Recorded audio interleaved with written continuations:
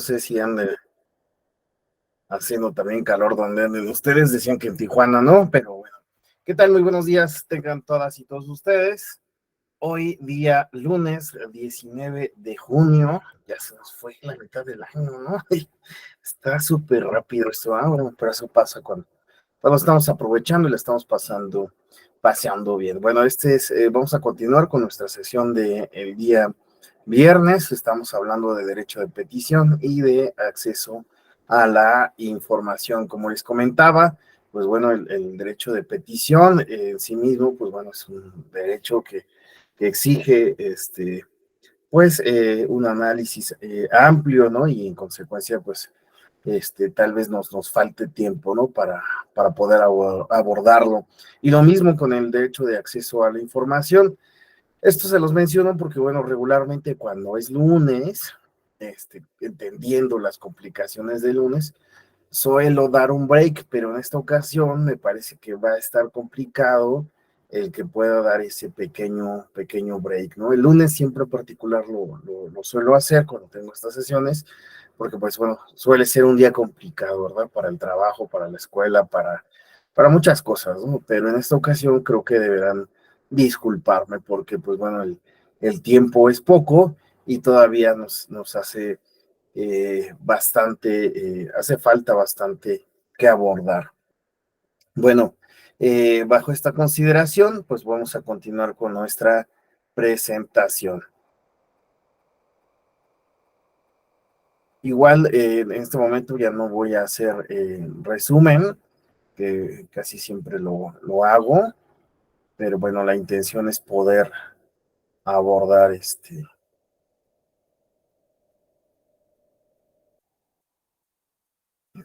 todo el... Ya se ve grande, ¿verdad? Sí, perfecto. Bueno, estamos en derecho de petición. Habíamos analizado, ¿no?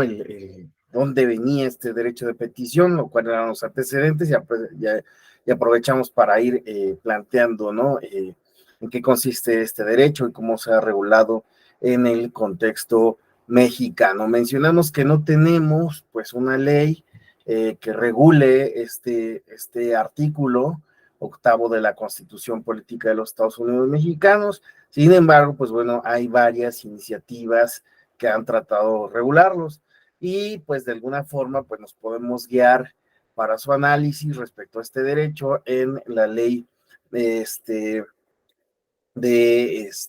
proceso administrativo, ¿no? Esta que habíamos visto anteriormente, Ley Federal del Procedimiento Administrativo, es la que nos puede guiar a responder algunas preguntas esenciales del derecho de petición. Por cierto, de nueva cuenta, felicitaciones a todos los papás. Si hay puro chavo aquí, pero pues bueno, no falta, ¿verdad? El jovencillo que es papá, ¿no? Enhorabuena por el día de ayer. Bueno, vamos a ver cuáles son estos elementos a partir de lo que tenemos para poder responder, pues, algunas cuestiones mínimas del derecho de petición. Y esto es, pues, bueno, el marco normativo del derecho de procedimiento administrativo, la Ley Federal de Procedimiento Administrativo, de estas iniciativas, ¿no? Y de de lo que tenemos en términos jurisprudenciales que se han decidido en algunos pues en colegiados y pues la propia Corte. El propósito, pues bueno, les, eh, les comparto un artículo que pues nos plantea bien ahí los criterios que se han establecido en desde David Cienfuegos, quien en algún momento tengo entendido también estuvo en la escuela judicial y pues bueno, él va a tratar de darle seguimiento a esos criterios que en algún momento no se han establecido en diferentes órdenes, ¿no? Colegiados y demás del Poder Judicial y que pues bueno, también nos dan luz sobre esto, pero pues bueno, por cuestiones de tiempo no vamos a abordar su artículo, ¿verdad? De David, pero pues bueno, ya les dejé la liga para que ustedes pues puedan darle seguimiento. Como sea, elementos, ¿quiénes son los sujetos del derecho de petición? Pues, ¿quiénes son? Son sujetos de derecho de petición, las personas físicas o moralmente y legalmente constituidas, ¿verdad? Ahí dice legalmente constituidas, pues porque es necesario que sean reconocidas por sí o por medio de representantes. Entonces, en realidad, si dicen quiénes son sujetos del derecho de petición, pues en realidad, ¿qué contestarías, Verónica, Alejandra?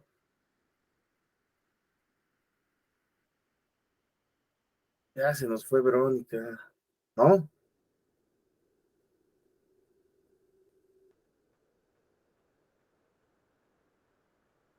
Ahí hay un.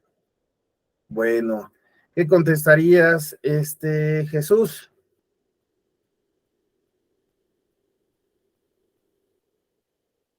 Jesús Andrés. Sí, ya creo que ya se escucha mi micrófono. Sí, te escuchamos perfecto. Sí, no, pues sí, claro, ¿no? Como lo estamos viendo acá en el artículo, todos los ciudadanos que Todos, tenemos exacto. la calidad, sí, y también sujetos morales, en este caso, obviamente debidamente constituidos y bajo los procedimientos que sean requeridos, pero en sí todos los que tenemos la calidad de ciudadanos, somos sujetos de ese derecho, per se, tengo Sí, ese entendido, ¿no? sí, perfecto, perfectamente bien contestado. Nada más para ser inclusivo, yo diría todos y todas, ¿no? Y si queremos todavía ser con un lenguaje más, ¿no? Todas, todas, todes, ¿verdad? Pero en sí, todas y todos, ¿verdad? Entonces, muy bien. ¿Existe alguna restricción sobre los sujetos de derecho? Sí, sí hay una restricción, porque el propio artículo 8 nos señala que en materia política no pueden hacer usos de este derecho quienes, los extranjeros, ¿verdad? Lo vimos en este artículo 8 que nos va a señalar, vamos a regresar a él. Dice, los funcionarios y empleados públicos respetarán el ejercicio del derecho de petición siempre que éste se formule, pero en materia política, aquí viene la restricción, solo podrán hacer uso de ese derecho los ciudadanos de la República. Entonces ahí nos está haciendo esa pequeña distinción. En materia política, pues ¿quiénes serán? Solo los ciudadanos. Veamos que este artículo viene desde el 57, entonces aquí la ciudadanía está entendida, pues bueno, como quienes, pues solo las y los mexicanos. En consecuencia, en materia política no pueden hacerlo los extranjeros, no pueden ejercer este derecho los extranjeros en materia política. Ahora, ¿sobre qué asuntos y materias? Aquí es donde viene la participación que estamos esperando desde el día viernes. Lisauli, por favor. Ajá, ¿sobre qué asuntos y materias? Y aquí ya nos cuentas también tu experiencia, por favor. Si tú estás, por favor, si quieres compartirlo, como te había planteado, adelante. Bueno, les comentaba yo que en el caso personal, se me han presentado diversos juicios en los que yo he auxiliado ahí a algunos ediles. Estoy hablando en materia de electoral, el derecho de petición en materia electoral. Ellos como ediles tienen funciones y atribuciones específicas. Obviamente hablando del estado de Veracruz, desconozco los demás estados, tienen una ley orgánica, entonces, pero pues supongo que son similares. Entonces, en base a ese derecho en base a esas atribuciones que ellos tienen, nosotros, por ejemplo, hemos solicitado a través del derecho de petición diversa información que es necesaria para que ellos como ediles realicen sus funciones de manera correcta, ¿no? Por ejemplo, estados financieros, cortes de caja, todo lo que se somete a votación en el cabildo. Obviamente sabemos que el cabildo es el órgano que está constituido por todos los ediles que forman parte del ayuntamiento. Sin embargo, me encuentro con el obstáculo de la autoridad, en este caso del presidente municipal o presidenta municipal, donde me restringen ese acceso a esa información, a esa documentación. Y pues ahí es donde yo he interpuesto juicios de derechos políticos electorales para poder reclamar ante la autoridad electoral mi derecho de petición y el acceso que tienen ellos como ediles de obtener la información y la documentación que ellos necesitan para el desempeño de sus funciones y de sus atribuciones. En esta parte donde yo reclamo esos derechos, ese acceso a esa documentación, es donde me topo con que la autoridad lo confunde con el derecho al acceso a la información, que son dos cuestiones distintas. Si bien creo que tutelan el acceso a la información, ambos artículos, obviamente son procedimientos distintos. Y en el caso, por ejemplo, de los ediles, bueno, ellos obviamente se encuentran amparados con la ley electoral y están protegidos en ese aspecto, porque pues hay diversas ya jurisprudencias que hablan sobre el derecho de petición en materia electoral y de cómo el Tribunal Electoral ha estado resolviendo estos asuntos a favor del peticionante. Y bueno, tengo algunas sentencias. Creo que ha sido un criterio que ha adoptado el Tribunal Electoral no nada más en mi estado, sino en diversos estados. Y pues bueno, no sé si tengan alguna duda o algún comentario. Tenemos una manita arriba, la de José Pablo. Adelante, José Pablo. Muchas gracias, Lisauli, por contarnos tu experiencia. A ver qué nos quiere decir José Pablo. José Pablo, adelante. Hola, buenos días a todos. Ahora sí me escuchan, ¿verdad? Es que no Sí, perfecto. funcionaron bien, creo que la semana pasada. Ok, gracias. Nada más como para complementar ahí lo que comenta Lisauli, perdón, apenas estaba viendo bien el nombre. Coincidentemente yo también estoy aquí en el estado de Veracruz, también he tenido ahí la oportunidad, digamos, de defender o buscar la defensa de derechos de regidores o regidoras, en el caso también me ha tocado, ante presidencias municipales, bueno, alcaldías o ayuntamientos más bien, donde no quieren dar la información que se pide, ¿no? Como dice, estados financieros, cortes de caja, cualquier otro tipo de documentación que debe de acompañarse o anexarse en las convocatorias que se le da a cada uno de los ediles para que asistan a las sesiones de cabildo, entre demás documentación. Ahí nada más lo que quería comentar, o sea, con base en mi experiencia nada más, es que si bien sí puede acreditarse el derecho, o más bien la violación al derecho de petición, porque obviamente el edil o la edil pide cierta información y no se la dan, una es, como bien ha comentado la compañera la semana pasada, sí nos toman luego este plazo también hasta de los 45 días que nos dice la Constitución local para ver si sí nos contestaron o no, y aparte de eso, tener o ver si se configuró o no la violación al derecho de petición. Pero lo que quería comentar es que ese mismo derecho, violación al derecho de petición, puede llegar a tener un alcance que configure la obstaculización del ejercicio del cargo, ¿no? Que ya es como tal la violación al derecho político electoral de ser votado. Los criterios en las sentencias que dicen es violación al derecho político electoral a ser votado en la vertiente del ejercicio del cargo, ¿no? Entonces, sí hay que tener en consideración eso, porque al menos a mí me pasó que si bien sí podemos defender y buscar el respeto de derecho de petición, ahí luego puede hasta, y creo que a lo mejor me pasó esa confusión, no toda violación a derecho de petición puede ser equivalente a la obstrucción del cargo, ¿no? Pues como comentaba la compañera, los ediles tienen ciertas funciones específicas que hacer, que no hacer, y dependiendo de eso, pues si yo estoy pidiendo del ejercicio del cargo una petición que nada más es, ejemplo hipotético, ahorita con el calor se me ocurre que vengan y me instalen un clima a la oficina, pues si no me contestan eso, a lo mejor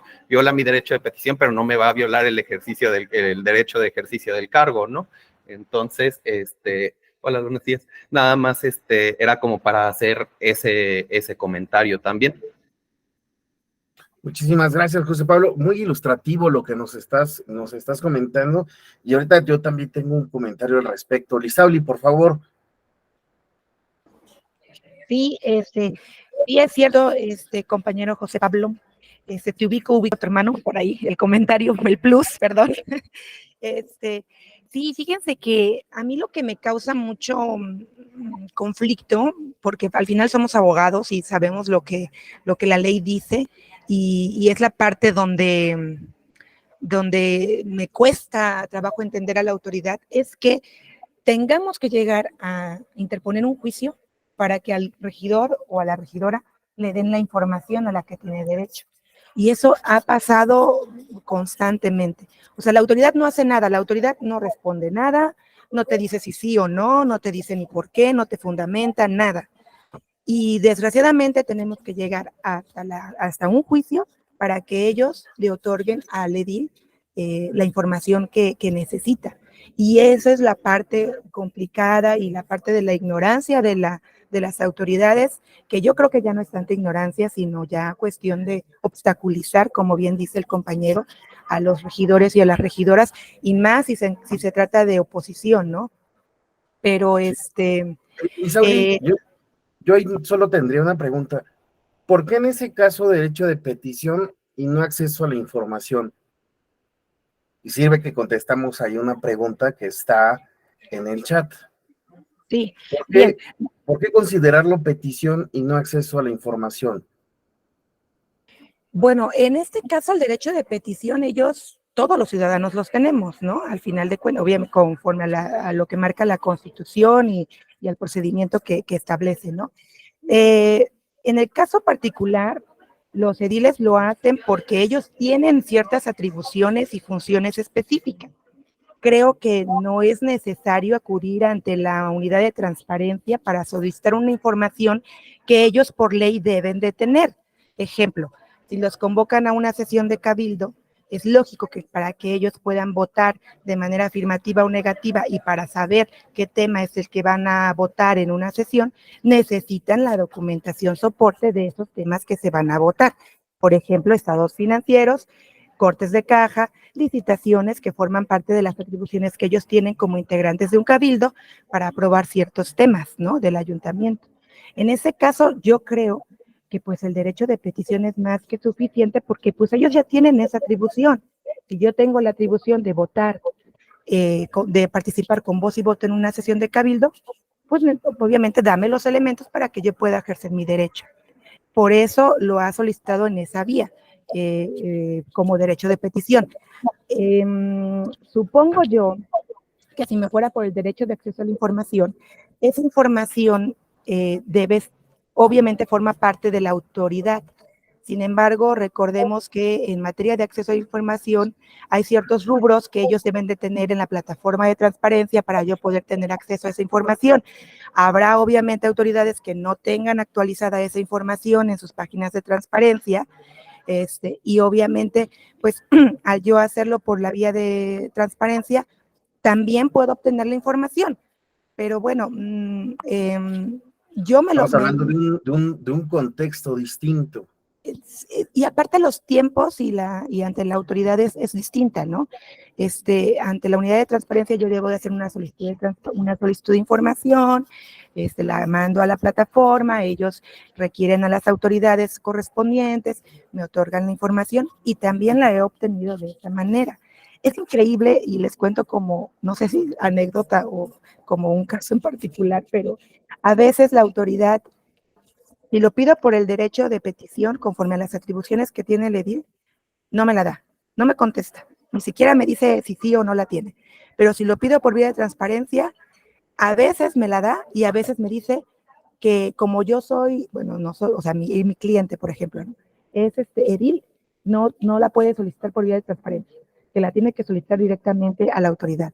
Entonces me deja a mí así como que, bueno, a ver, o sea, para empezar, la ley de transparencia no te suprime el derecho de acceso a la información porque seas o no un edil o porque tú tengas acceso a esa información sin recurrir a la vía de transparencia, ¿no? O sea, la ley dice cualquier ciudadano puede solicitarla. Pero entonces, o sea, es nada más el afán como de obstaculizar el que yo pueda tener esa información. Entonces, al menos el tribunal sí me ha dado la razón y ha hecho mucho hincapié en que son vertientes distintas. Ahora, la autoridad en los juicios me reclama eso. Ellos me dicen, ¿sabes qué? No es la vía porque tenía que ser por transparencia. Y el tribunal me dice, no, ¿sabes qué? No, es un derecho de petición que se fundamenta en el artículo 8º constitucional y que pues obviamente el regidor se encuentra protegido porque en materia electoral el derecho de petición por parte de ciudadanos en materia electoral lo protege, ¿no? Y así me ha estado resolviendo esos asuntos. Perfecto. Oye, qué interesante, Lisauli. Y la verdad es que ya nos llevaste, voy a suspender tantito la presentación porque nos has llevado a otros puntos, ¿no? Muy interesantes. Juan Ignacio, por favor. Hola Alex, muy buenos días. A ver, Hola, ¿qué tal? yo voy a emitir mi opinión al respecto para poder diferenciar uno de otro derecho. Entiendo, por lo que dice el artículo 8º, que el derecho de petición tiene una doble dimensión. La primera como un acceso a otros derechos, como el acceso a la información pública, y la otra dimensión es una herramienta de acción hacia la autoridad. Es decir, a ver, tú eres autoridad y yo, ciudadano, te pido que en uso de tus atribuciones hagas X cosa. Eso es derecho de petición. Y la otra es, quiero saber algo, ok, bueno, por medio de una petición te lo he hecho andar esta maquinaria, ¿no? Entonces, para que podamos distinguir de uno de otro, ¿no? Creo que entendamos que este tiene doble acepción o doble dimensión. Como acción y la otra como acceso a otros derechos, ¿no?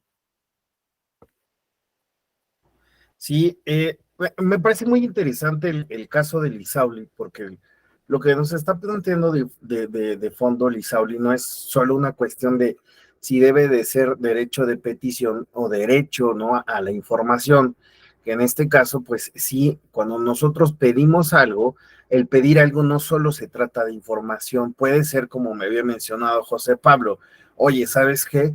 Por favor, quiero que, en su ejemplo, pone un aire acondicionado, pero puede ser que un grupo de vecinos, ¿no?, se junten y digan, oye, ¿sabes qué? Necesito, por favor, que vengas, ¿no?, y que reencarpetes la calle, ¿no? Entonces estoy pidiendo algo, ¿no? Una solución a la autoridad competente respecto de una problemática en concreto. Si pudieron leer el, el amparo, ¿no?, que yo les proponía respecto de Twitter, esta persona está hablando de los viene, ¿no?, que suele utilizarse, ¿no?, en la jerga común a las personas que asignan o resguardan lugares en la calle, ¿no? Entonces, esta persona en este amparo lo que le está diciendo, oye, ¿sabes qué, autoridad?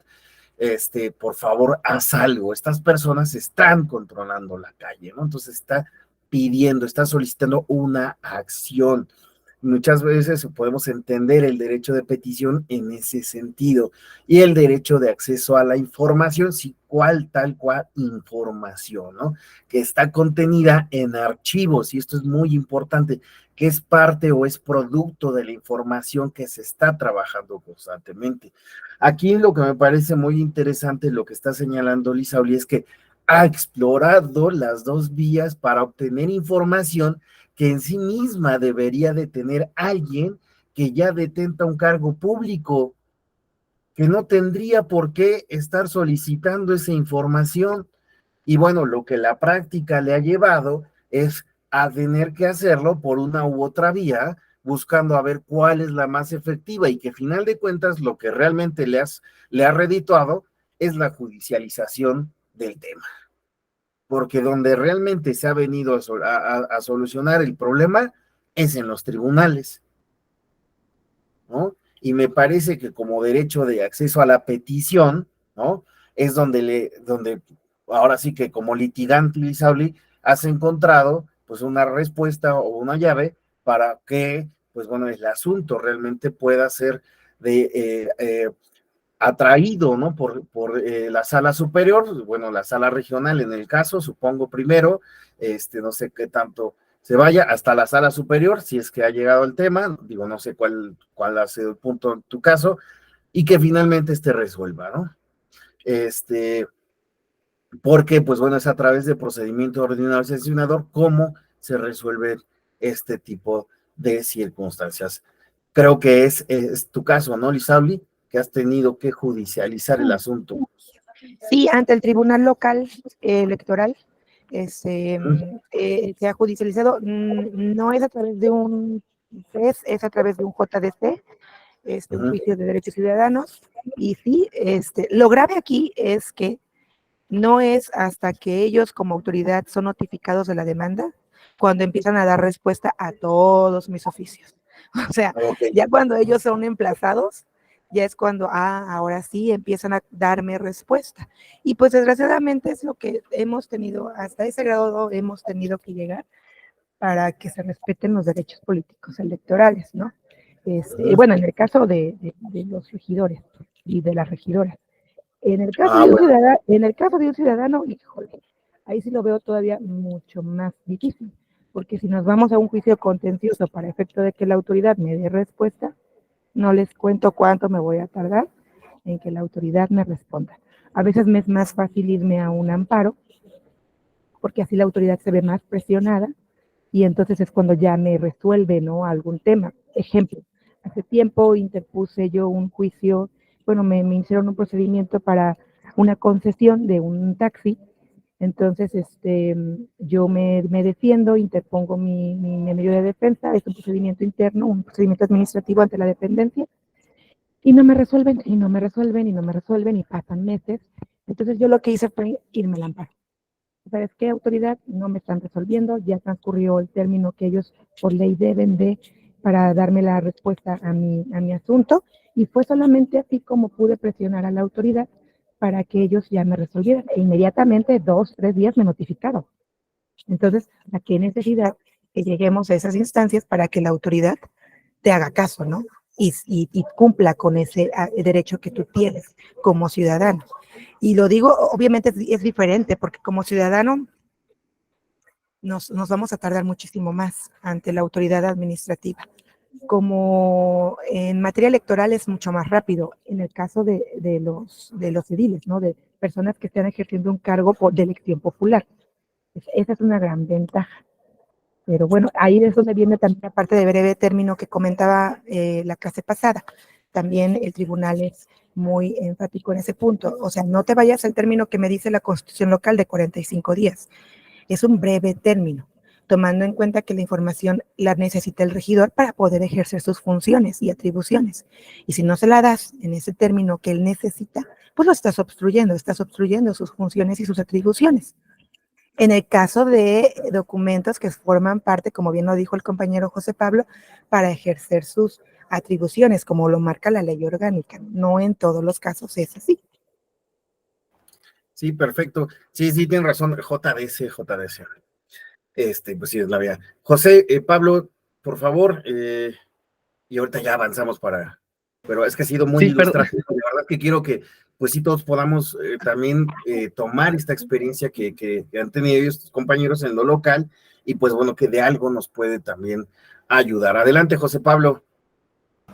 Sí, gracias. Nada más igual como para reforzar, efectivamente aquí, ojalá nada más en todo caso aquí en el estado de Veracruz y no en el resto de estados, sucede que es una práctica que ya parece que todos traen de la misma escuela en los ayuntamientos, que mientras tú pidas, pero no te metas a judicializar el asunto, no acudas al tribunal local, en este caso, no te van a contestar.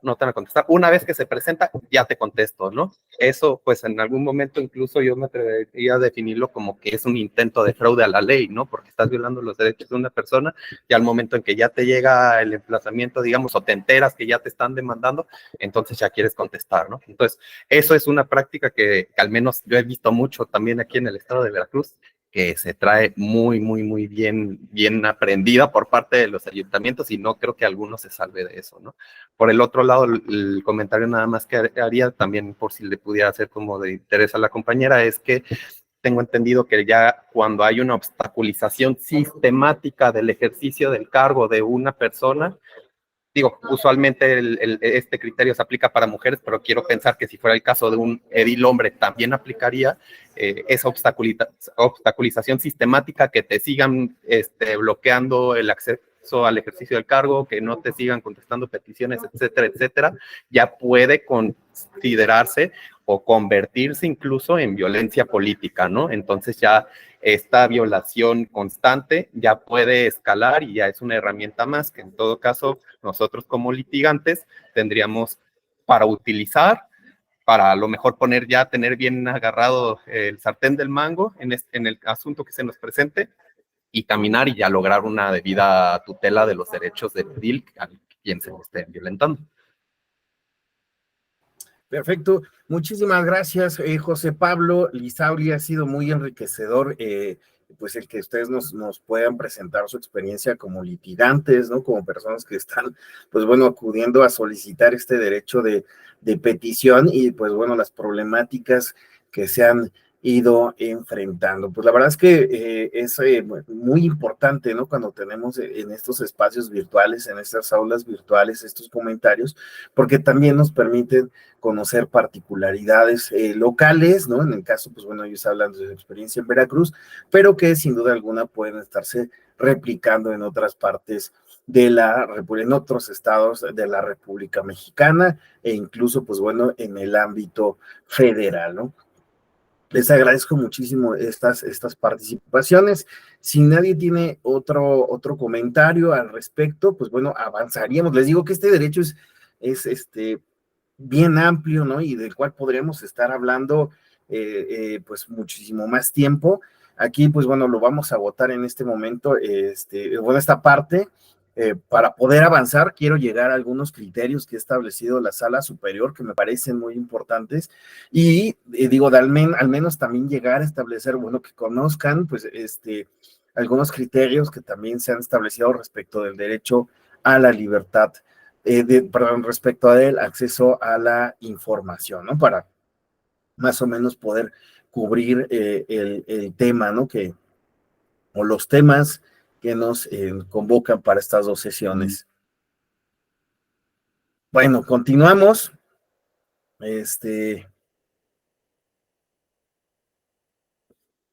Ahora ya veíamos que decía sobre qué asuntos o materias, pues bueno, puede ser ejercido sobre cualquier asunto o materia comprendido en el ámbito de sus atribuciones o competencias de la autoridad u órgano destinatario. Entonces debe de también quedar muy claro cuál es el asunto y materia en relación a qué autoridad, qué atribuciones y competencias tiene este órgano y esto, pues bueno, tiene el sentido respecto de, pues bueno, no le voy a pedir, ¿no? A una autoridad encargada de respecto de electricidad, ¿no? Un tema de agua, ¿verdad? Entonces, pues bueno, debe de haber esta correspondencia en el asunto y la materia de nuestra petición. ¿Quiénes deben de atender estas peticiones? Pues cualquier autoridad u órgano del poder público de la federación. Y aquí vean, cuando nosotros decimos cualquier autoridad y órgano del poder público de la federación, ya lo habíamos señalado, ¿a quién nos estamos refiriendo? A los tres poderes, ¿verdad? Incluso al poder judicial. Entonces, ahora también nada de que porque es un órgano autónomo, que porque tiene una característica distinta, que porque su fundamentación tiene alguna particularidad, no, nada. Cualquier autoridad u órgano de poder público de la federación, y aquí se hace la referencia entendiendo indistintamente por esta a las dependencias o entidades de la administración pública federal de los tres poderes. Vamos a continuar. ¿Cómo deben de presentarse las peticiones? Decíamos por escrito, en duplicado. ¿Por qué por duplicado? Pues bueno, los que José Pablo Lizabli, pues lo saben muy bien, pues esto es pues para dejar un acuse de recibido, ¿verdad? Entonces, si llega Sandra Guadalupe y dice que, oigan, traigo aquí mi petición, pues bueno, es necesario llevar ese duplicado para, pues bueno, que una parte se le quede a ella como acuse, que exista un testigo de que fue a solicitar, bueno, fue a presentar esa petición. Y como veíamos que históricamente, pues bueno, se había señalado, ¿no? Esta idea de que se presentara de forma pacífica y respetuosa. Y pues bueno, se ha quedado como una formalidad. No obstante, pues bueno, sí pueden haber leyes particular que tal vez, pues bueno, puedan tener algún carácter especial respecto de estas solicitudes de petición. Entonces ahí se tendría que revisar si existe alguna ley en particular, como lo señala, por ejemplo, la ley de procedimiento administrativo, si existe alguna particularidad a cumplir en la petición, como puede ser el presentar pruebas. ¿Ok? Entonces pueden estar este tipo de particularidades o exigencias al momento de pedir o hacer esta petición. ¿En qué momento? Pues bueno, el ejercicio del derecho de petición puede realizarse en cualquier momento. No existe un periodo determinado o establecido, sino que pues bueno, puede ejercerse en cualquier momento. ¿Cuáles son los requisitos del escrito de petición? En términos generales, tomando como base la ley de procedimiento administrativo, lo que tendríamos al menos como requisitos son los siguientes: nombre de la autoridad, dependencia o entidad destinataria, nombre completo de la persona, aquí se señala nacionalidad, pero pues bueno, ahí puede haber una identificación del peticionario, así como un domicilio para oír y recibir notificaciones, donde pues bueno, se nos van a notificar, ¿no?, la información o alguna otra circunstancia, como puede ser que a lo mejor, pues bueno, se nos haga una solicitud respecto de, oye, ¿sabes qué no estás cumpliendo en tal parte? Por favor, subsana esta omisión que has presentado. Ah, bueno, entonces ahí, nombre del representante, si es que existe, en el caso, bueno, del ISABLI, pues bueno, ya se coloca ahí, ¿verdad? ISABLI, tal cosa, su nombre como representante. Decíamos que es válida la representación, ¿por qué? Porque, pues bueno, esto potencia el derecho de acceso a la justicia. A su vez, pues bueno, se ha reconocido que, pues bueno, en muchas ocasiones es necesaria esta representación en el caso de las personas morales. Bueno, ahora otro requisito sería la causa o motivo de la petición. Ahí, pues bueno, se debe de fundamentar, señalar cuáles son los hechos y, como les había mencionado anteriormente, incluso pueden señalarse o adjuntarse pruebas.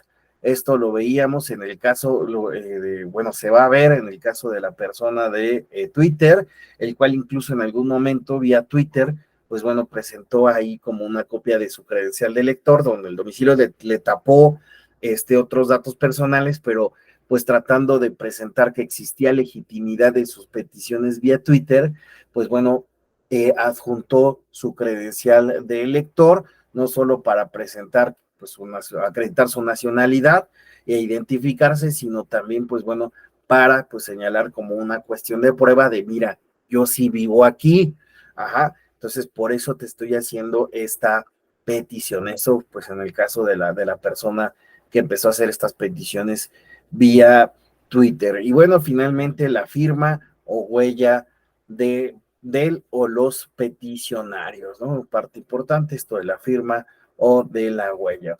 Puede presentarse por medios electrónicos.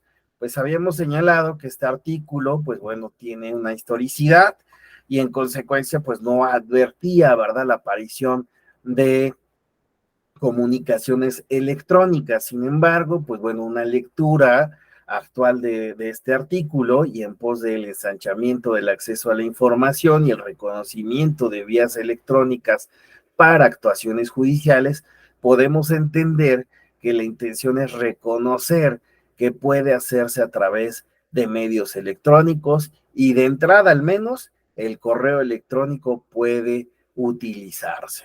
Y bueno, pues ya vemos el caso de Twitter, aunque por el tiempo creo que no vamos a tener tanto para poder detenernos. Los escritos de petición deben presentarse en español, esto por la idea de, pues bueno, deben de presentarse, ¿no?, un escrito, y ahí pues me detendré un poco. ¿Tendrá que ser así necesariamente? Erika Ángeles, ¿tú qué opinas? Que tratándose tal vez de una persona que pertenece a una comunidad indígena en la que se hable otra lengua, yo creo que no necesariamente tendría que presentarla en el idioma español. ya que pues se le debería de dar respuesta. Por lo tanto, la autoridad a la cual se dirija la petición tendrá pues, que responderle como le está pidiendo. Muy bien, Erika. A ver, Juan. Sí, nada más para el comentario de Erika, ahorita que lo dice, me recordó un amigo, hace tiempo, dice que se dedicaba al litigio, promovió un amparo y se reconoció el derecho a la lengua materna, a la defensa de la lengua materna. Luego, entonces, yo entiendo que por extensión, pues también tienes derecho al derecho de petición a partir de tu lengua materna, ¿no?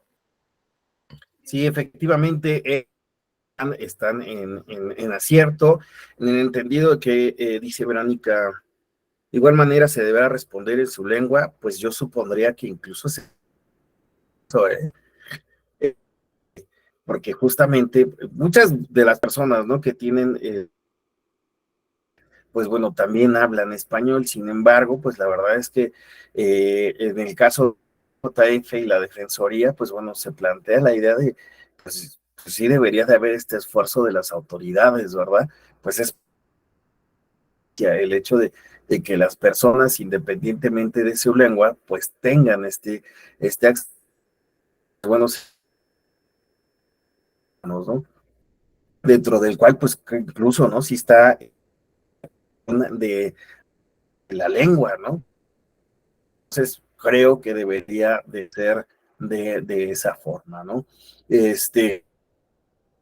Un esfuerzo de las autoridades, pero pues debe de ser así. Incluso, pues bueno, nosotros vemos criterios que propiamente no hablan de lenguas originarias, pero pues por ejemplo, si tenemos en de lectura fácil, ¿no?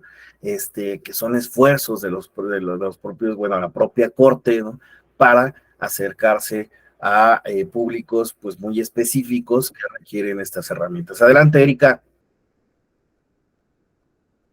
Inclusive ahorita me hace pensar un poco que aquellas personas que tienen problemas visuales o que tienen una discapacidad visual, que puedan tener la oportunidad de presentar una petición bajo el sistema braille y que pues bueno, la respuesta que la autoridad deba de darles sea en el mismo sentido, o vaya como la solicita en ese lenguaje braille. Sí, exacto. Bueno, pues digo, estamos hablando de una justicia inclusiva, ¿verdad? En materia electoral, pues se ha hablado mucho de justicia inclusiva, pero pues bueno, en términos generales tendría que apelarse a esta idea, ¿no? Donde grupos, ¿no? En situación de vulnerabilidad, pues bueno, debe de garantizarse su acceso a la justicia. Dice Guivac, a mí me tocó recibir una demanda en sistema braille, sí. Adelante, Guivac, compártenos, por favor, tu experiencia puede ser interesante. Gracias, Alex. Sí, tiene aproximadamente un grupo vulnerable de Oaxaca, alegando acciones afirmativas para garantizar su acceso a un ejercicio del cargo. Se presentaron su escrito de demanda en sistema braille, pero tuvieron piedad de nosotros y también en español por escrito. Y la verdad es que sí se siente uno impotente al desconocer ese medio de comunicación. Gira bueno, en mi caso giró mi perspectiva de ver las cosas. Y bueno, aquí en el tribunal sí les respondí. O sea,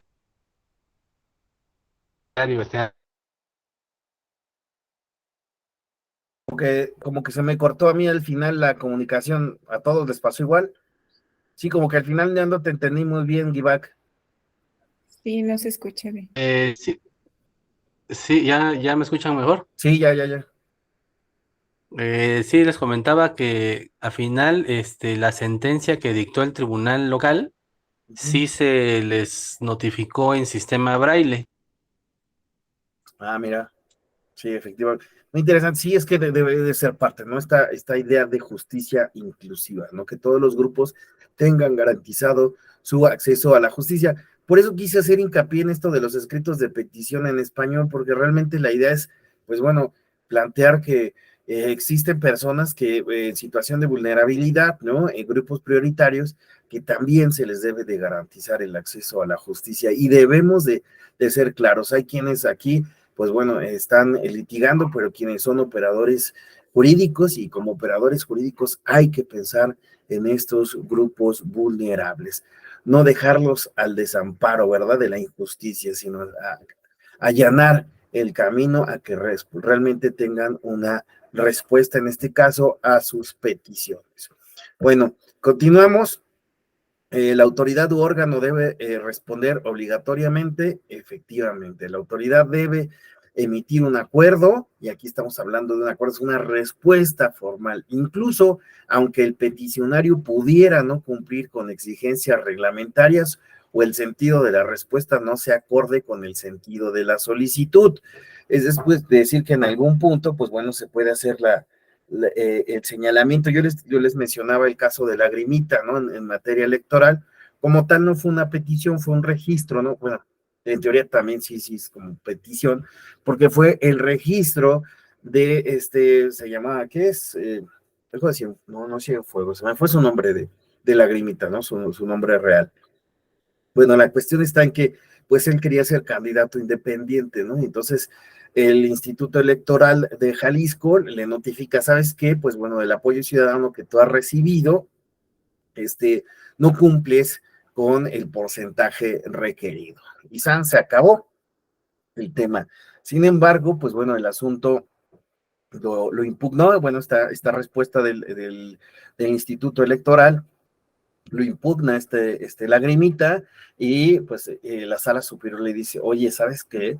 Que en este caso tú le debes de decir no solo que no cumplió, sino cuántos registros válidos tenía, cuántos pusiste en entredicho y cuáles eran los motivos. Y en dado caso, si podía subsanar algún tipo de omisión, ¿no? Para que esos registros pudieran ser válidos.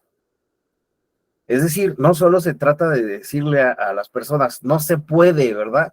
Sino que también, ¿por qué motivo no se podría? Ahora, incluso aquí hay algo muy interesante que es que no siempre la solicitud, la respuesta va acorde a la respuesta, a la petición, ¿verdad? Decía José Pablo el ejemplo, ¿verdad? Yo soy un edil, ¿verdad? De aquí, de Veracruz, y estoy solicitando, estoy pidiendo aire acondicionado, ¿no?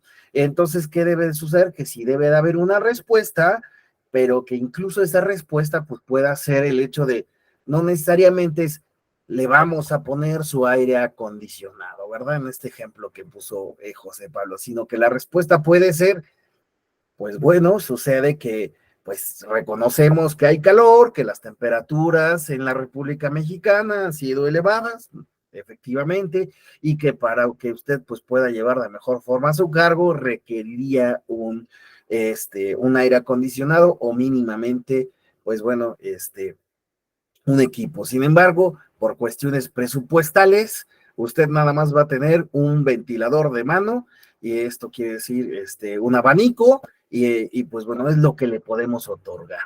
Pero hay una respuesta. Yo lo estoy poniendo en un plano hipotético muy simple, muy llano, muy campechano, pero pues bueno, debe de haber siempre esta respuesta.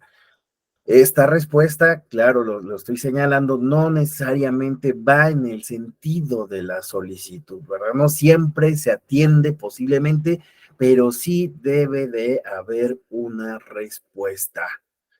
Ajá, entonces, incluso, aunque aquí señalo, se me estaba pasando, aunque se pueda aludir incompetencia, esa incompetencia no debe de ser una excusa para que no se emita una respuesta. Incluso, aunque no se tenga competencia, se debe de dar una respuesta y señalarse los motivos por los cuales no es la autoridad o el órgano al que debe de dirigirse la petición. Y entonces se debe de señalar, pues bueno, yo no soy competente, pero quien es tal, ¿verdad? Debe de tener toda esta respuesta obligatoriamente. Bueno, en otra pregunta tenemos, ¿cuál es el límite para dar la respuesta? En algunas leyes locales sí hay, en algunas leyes en específico sí se señala. Sin embargo, pues bueno, es esta idea, ¿no? De cuánto es el plazo, ¿verdad? No hay una respuesta única, pero el plazo no es tampoco indefinido, no puede ser una cuestión de, pues bueno, pues ahí, ¿no? Que pasen los meses y los años. Se debe de contestar lo que hemos señalado en breve término. Y en términos generales, lo que se ha entendido como breve término es que no exceda más de 4 meses. Aunque como pues bueno, nos habían advertido en el caso de Veracruz, pues se señala un tiempo distinto. Dice, les hablo, yo tengo una petición de 1 año, 3 meses, imagínense. Sí, ¿no? La realidad supera la ficción, ¿verdad? Y bueno, esto, pues como tal, estamos hablando del plano normativo, ¿verdad? Entonces, la realidad, pues siempre, pues bueno, puede tener estos percances que nos señala Lisauli, ¿verdad? Una petición contestada 1 año y 3 meses después. Adelante, por favor.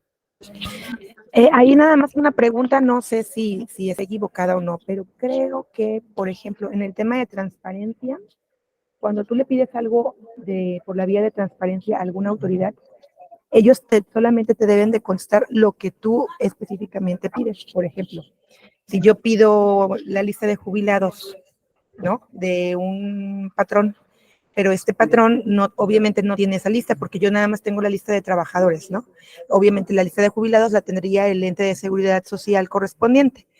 Pero tengo entendido que cuando es por vía de transparencia, o sea, tú solamente, tu obligación es decir, no cuento yo con esa información.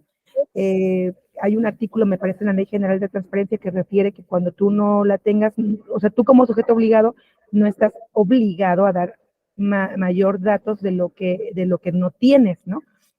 Y entonces nada más le contestas así, ¿no? Yo no tengo esa información, no está en mis atribuciones, y me parece que en este caso sí comentaron que debía dirigirse su petición debía dirigirse al ente de seguridad social correspondiente. Pero me parece que ahí hay una limitante, ¿no? En materia de transparencia, que cuando tú no tienes, tú nada más te dedicas a darle respuesta a tal cual te lo está pidiendo, no más. Sí, en general, incluso hasta en la propia petición hay que ser específicos, tratar de ser lo más claros en qué se está solicitando, ¿verdad? Y en el caso de la información, lo mismo, o sea, qué información está solicitando en específico. Incluso el ente en ese caso aplica una cuestión que es y la información se entrega en el estado en el que se encuentra, se entregan bases de datos. Y en muchos casos, pues bueno, no es deber de los entes, pues el hacer el procesamiento, ¿no? En algún sentido, porque sí podemos caer y también se puede caer en la circunstancia de decir, oye, esta institución, por favor, quiero que me sistematices, ¿no? Digo, porque hay solicitudes de información también bien interesantes, ¿no? Oye, ¿sabes qué? Quiero saber cuántos lápices. Y no estoy mintiendo, porque esta sí me tocó cuando yo estaba en el IEDF, una solicitud. Quiero saber cuántos lápices tienes, ¿no? Ya técnicamente con punta, sin punta, qué marcas, ajá, qué marca, ajá, y quién tiene cuántos. De las personas que están trabajando, quién utiliza más. O sea, querían que yo les dijera, pues mira, fíjate, en mi cajón, pues bueno, tengo 3, que no les he sacado punta. Utilizo 2 quiere decir que yo tengo 5, ¿no?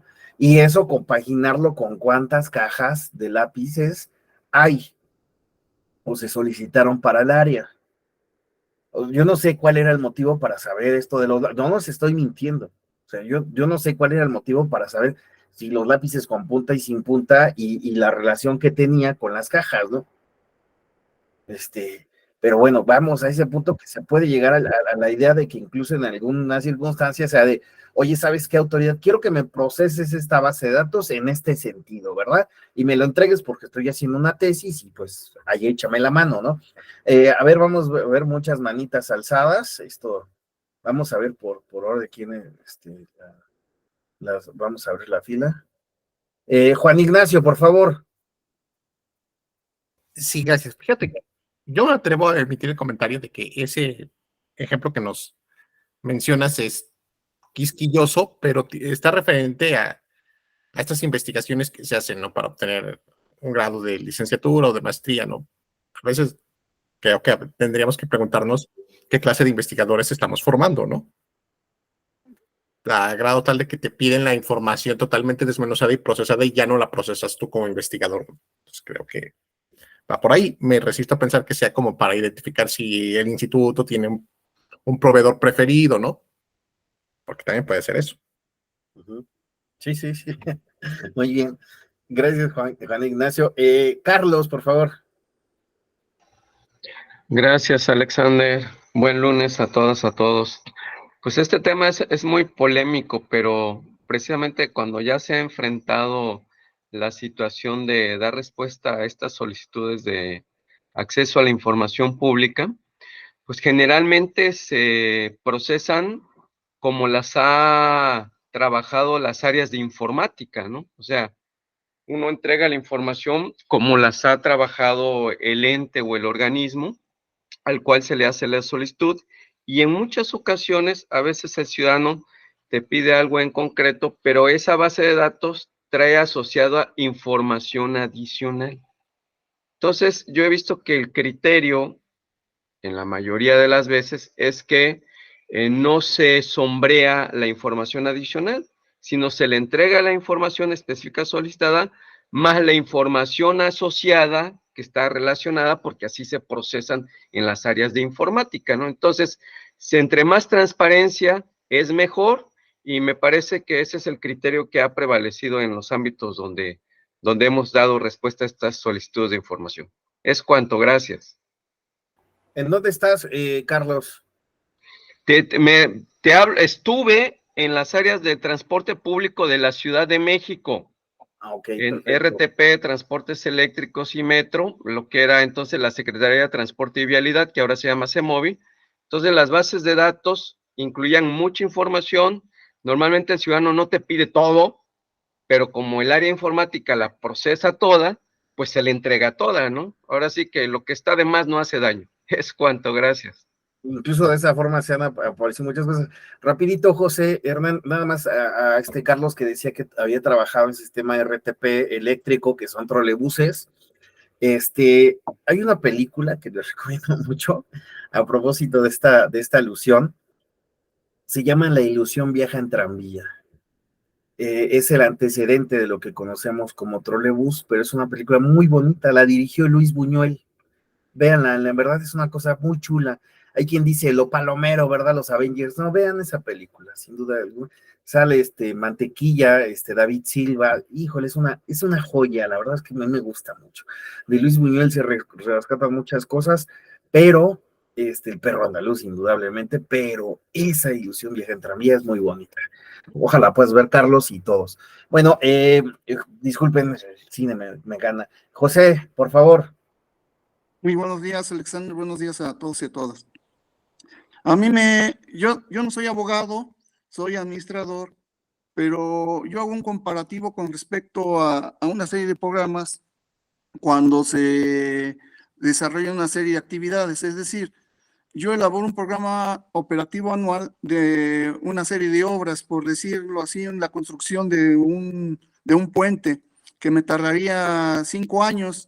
Pero durante ese proceso hay una serie de metas en cuanto al avance, pero en el tiempo también los costos y precios van cambiando y a veces la información se va generando en ese tiempo. Pero lo que llama la atención aquí es que cuando cambia el costo, el precio de los materiales, se van incrementando. Entonces, no, esos precios, al final resulta ser que el puente terminó al doble. Y a veces el ciudadano lo que solicita es la información de por qué se incrementaron, ¿no? Y que pueda pensar también que pudieran haber actos de corrupción en cuanto a ese proceso, ¿no? Y que al final de cuentas ese puente resultó al doble de lo que se había programado, ¿no? Entonces, esa información, a solicitud del quien sea, pues, le parecería también de importancia saber por qué se está solicitando ese costo, ese precio, ¿no? O por qué fue su incremento. Es cuanto, Alexander. Sí, no, y muy interesante lo que señalas, ¿no? Sobre todo en obra pública, pues esto que nos adviertes, ¿no? Y luego en México, que pues hay varias obras malditas, ¿no? Que han estado ahí paradas o que tienen problemáticas, ¿no? Esta cuestión de México-Toluca, ¿no? Que lleva ahí mucho tiempo y que, pues bueno, ¿cuál será el precio real? Pues será complicado, ¿no? Pero pues requiere una interpretación de esa información. Sí, definitivamente la cuestión de acceder a la información también es poder comprender, ¿no? Las particularidades de la evolución del contenido que al que estamos accediendo, ¿no? Es también parte importante poder comprender, ¿verdad? Esa información. Muy interesante lo que tú nos comentas y tenerlo a consideración, pues bueno, cuando hablamos del tema, les digo que ese es un tema que daría para, ahora sí, al menos una semana, ¿no? Estar charlando de todas estas particularidades que puede tener la petición, pero también el acceso a la información. Y vean, tan es así que ni siquiera como tal hemos entrado acceso a la información, pero ya salen a relucir los temas, ¿no? Bueno, continuamos avanzando. Muchas gracias, José. Muchas gracias, Carlos, Juan, por sus participaciones. Nos ayudan a todas, a todos. Decía yo que cómo se satisface, pues, perdón, a ver en cuál me quedé. ¿Cómo debe darse la respuesta? El derecho de petición no se satisface con una simple respuesta, sino que requiere que esto es muy importante, que la respuesta sea congruente con lo que se está solicitando, con la petición, debe de ser completa. Dice Elizabeth, aquí Elizabeth nos va a tundir otra vez porque nos va a decir, yo tengo una petición de 1 año y tanto, ¿no? Aquí dice rápida, ¿verdad? Pues ya que le contamos a Elizabeth, ¿verdad? Fundada y motivada. Esto en términos electorales sí se le ha dado un peso muy importante, que sea fundada y motivada, ¿verdad? Y esta motivación quiere decir que sea realmente argumentada. O sea, que las peticiones no simplemente sean ahí como, ahí te entrego cualquier cosa, ¿no? Que exista una motivación, ¿no? En este sentido, pues bueno, debe recaer un acuerdo por escrito. Como sea, pues bueno, estamos apelando que debe de existir como tal una respuesta. Debe de ser acorde y debe estar fundada y motivada. Por fin vamos a entrar a algunos criterios que se han establecido en materia electoral. Yo los he estado tratado de organizar respecto del interés para conocer de menos, ¿no? En materia electoral, cómo se entiende este derecho de petición. Bueno, la tesis 15-2016 nos señala derecho de petición, elementos para su pleno ejercicio y efectiva materialización. ¿Qué nos dice la Sala Superior? En este orden, primero va el fundamento jurídico. En ese orden, de ese fundamento, dice la operatividad del derecho de petición contiene 2 elementos fundamentales. El reconocimiento que se hace a toda persona para dirigir peticiones a entes del Estado y la adecuada y oportuna respuesta que éste debe otorgar. Esto ya lo veíamos al principio, ¿no? El derecho de petición va en 2 vertientes. La petición, pero también la respuesta. Siendo la petición el acto fundamental que delimita el ámbito objetivo para la emisión de la respuesta. A partir de la petición que tú me realizas, es la respuesta que yo te voy a dar. La petición es la que va a delimitar la respuesta. Así, para que la respuesta que formule la autoridad satisfaga plenamente el derecho de petición, debe cumplir con los elementos mínimos que se señalan a continuación. Uno, dice que debe cumplir con los elementos mínimos que implican aquí yo lo desglosé, porque venía en términos así, venían de corrido, pero yo los desglosé pues para que pudiera darse una mejor comprensión.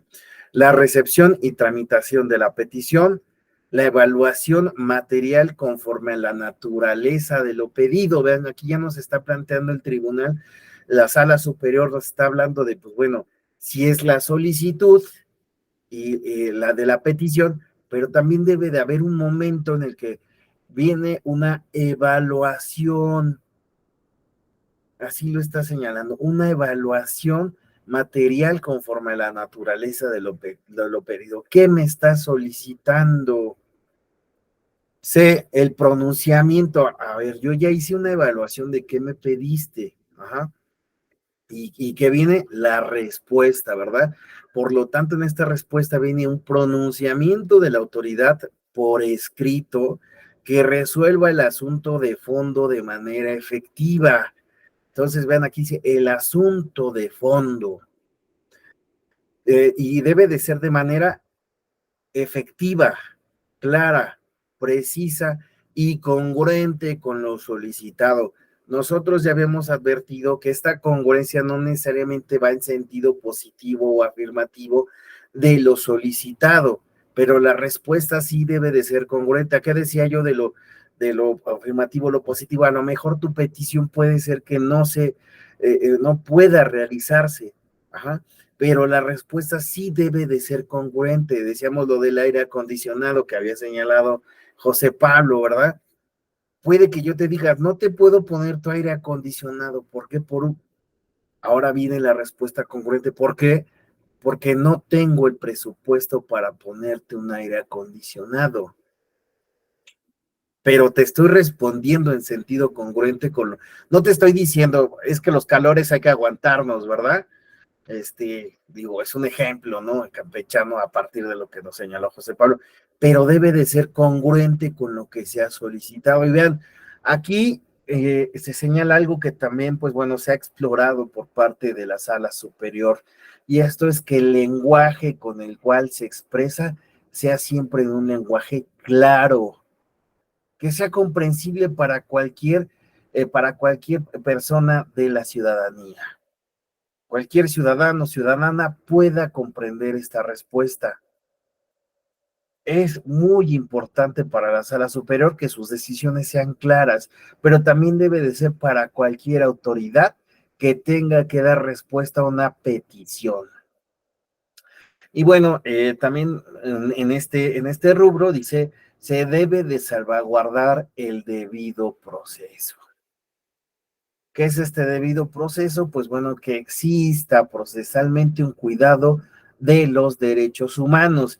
Y aquí no solo hablaríamos de subsanar particularidades, sino también hablaríamos pues de derechos humanos. Y dentro de esos derechos humanos, pues está este tema que ya habíamos abordado de el acceso a la justicia de personas en situación de vulnerabilidad, las cuales, pues bueno, podrían tener o apelar a un lenguaje originario, podrían apelar a limitaciones, como decía Guibac, ¿no? Personas que están presentando en braille, ¿no? Su solicitud, su petición, personas que, pues bueno, tal vez tengan algún tipo de incapacidad mental, ¿verdad? Entonces, este debido proceso nos habla de resguardar estos derechos al momento de responder. Bueno, la seguridad jurídica. ¿Por qué la seguridad jurídica? Ya lo habíamos tocado en un principio. Porque la seguridad jurídica también va a ser fundamental para, mencionábamos, ¿no? Una persona, ¿no? Que está siguiendo, por ejemplo, una cuestión penal, el tener seguridad jurídica de saber cuál es el estado procesal de su situación, le ayudaría mucho. Una persona que, pues bueno, tiene un problema de salud y quiere saber cuál es el estado de cuándo, y fíjense, son cuestiones que siempre nos quejamos y podrían explorarse por ahí, ¿verdad? ¿Cuándo me van a operar? ¿En qué parte de la lista estoy? Y siempre estamos acostumbrados a que el INF, pues bueno, nunca nos resuelva, ¿verdad? O el ISSSTE o demás, pero sería interesante, ¿no? Y viene como parte de esta seguridad jurídica. ¿Dónde estoy? ¿Cuándo me van a tratar? Incluso yo en alguna ocasión tomé un curso del INAI y justamente, pues, uno de los casos respecto de la importancia de, no solo de la petición, sino el acceso a la información, tenía que ver con el tratamiento de una persona. cuál era el estado de su tratamiento. Entonces, a eso también apela la seguridad jurídica. Finalmente, la certeza del peticionario. Cuando nosotros estamos, y aquí me parece, me voy a tener unos segundos, aquí me parece que el derecho de petición en la evolución jurídica que ha tenido en ambientes democráticos es muy importante. Nosotros decíamos que al principio la petición tenía que ver incluso con órdenes y sistemas de dominación donde, pues bueno, se le solicitaba algo al gobernante, ¿verdad? Pero ahora en la evolución que ha tenido respecto de las democracias, es importante reconocer que esta petición, pues no solo se va a hacer una petición como un ruego, como una suerte de ruego, sino que la petición va a ir en una suerte del cumplimiento de las autoridades de sus competencias, de sus obligaciones, y que estamos hablando de una nueva dinámica de relación entre gobernantes y gobernados, o de representantes y representados, donde deseamos conocer cómo funcionan las cosas, que las autoridades o los órganos dejen de ser cajas negras en su funcionamiento. Así como la justicia deja de ser una caja negra donde todos la comprenden, así deben de ser todas las autoridades y organizaciones o órganos del Estado. Todos debemos de comprender el petróleo, cómo funciona la salud, las obras públicas, las licitaciones. Ahí va también esta cuestión de la petición, que se cumpla lo que estamos solicitando y se nos diga por qué no. Es una nueva relación donde yo les decía, y en esta idea de que les digo que he venido manejando de este concepto de la complejización de la democracia. Antes, la democracia la entendíamos como una suerte de participar cada 3 o 6 años. Hoy entendemos a la democracia y la participación de la ciudadanía en la democracia ya no solo al emitir el voto, sino que también estamos participando en la propuesta de políticas públicas, en el seguimiento de las mismas, de la gestión, en la evaluación, y también, pues bueno, poder enterarnos de los pormenores, control, gestión, evaluación. Eso es lo importante hoy día, y por eso este derecho de petición y del acceso a la información resulta relevante. Estamos hablando de una nueva dinámica que vamos a establecer con cualquier autoridad. Es ahí que, pues bueno, resulta muy interesante esta idea, ¿no?, que plasma la Sala Superior en esa tesis 15, pero que también podemos extrapolarla a otras áreas, a otros ámbitos. Y eso, en la verdad, es una idea que, independientemente de las problemáticas que, pues bueno, nos ha señalado Lisauli, pues no deben de echar a saco roto el derecho de petición y el acceso a la información. Porque ya vemos que, la verdad, ahí sí voy a ser crítico, hay recientes donde nos vienen a decir que estas instituciones no sirven, y sería tanto como Lisauli diga, no, pues es que como no me atendieron, que desaparezcan las autoridades, el derecho de petición, ¿para qué le hacemos si ni sirve? Pues la idea no es esa, al contrario, que si Lisauli tuvo una respuesta en 1 año, 3 meses, pues trabajar para que esa respuesta se dé en el tiempo que marca la ley. Pero de qué sirven, pues debe de servir. Y no, en verdad, hacer esta dinámica de, no, pues es que eso ni sirve. ¿Para qué queremos ese instituto si es de fifís? ¿No? Bueno, me quería detener solo por ese detalle, ¿verdad? Pero bueno, vamos a continuar. Entonces, finalmente dice esta tesis, el cumplimiento de lo anterior lleva al pleno respeto y materialización, algo que se ha hecho un enfoque reiterado en materia electoral y que por eso ha sido criticado también, es que dicen, es que en materia electoral ya quieren hacer políticas públicas, porque para todo quieren materializar, ¿no? Pero pues es que si los derechos nada más van a estar enunciados, pues ¿de qué van a servir? Es necesario materializarlos. Si ustedes son operadores jurídicos, si ustedes están también en la parte de Lisauli, ¿no? De litigio, pues es importante mantener esta dinámica en la que Lisauli pues siga pronunciándose, ¿verdad? Cada vez que necesita, y no solo Lisauli, Erika, Guibac, Carlos, José, todos, pues seguir exigiendo ese derecho, ¿no? Que se cumpla, pero también si somos autoridades, estamos en lado de las autoridades, esos operadores, tener muy claro esto. Hay que materializar los derechos. Bueno, dice la tesis 2/2016, derecho de petición, elementos que debe considerar el juzgador para tenerlo colmado. Y vean aquí que dice, que debe de considerar quién, el juzgador, porque aquí lo importante es que la autoridad se ponga las pilas, no nada más voy a entregar cualquier cosa, no nada más voy a resolver así porque sí, que el juzgador tenga colmado este derecho.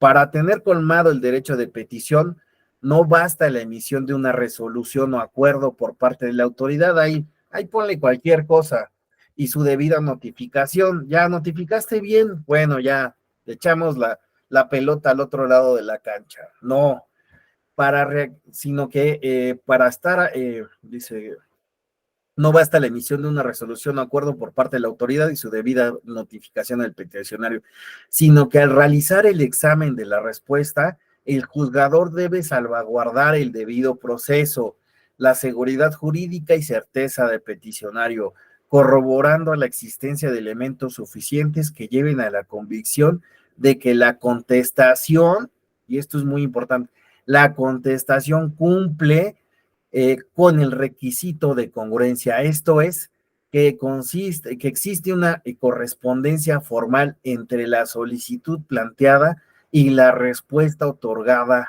por la autoridad, sin que ello implique la revisión de la legalidad material del contenido de la respuesta.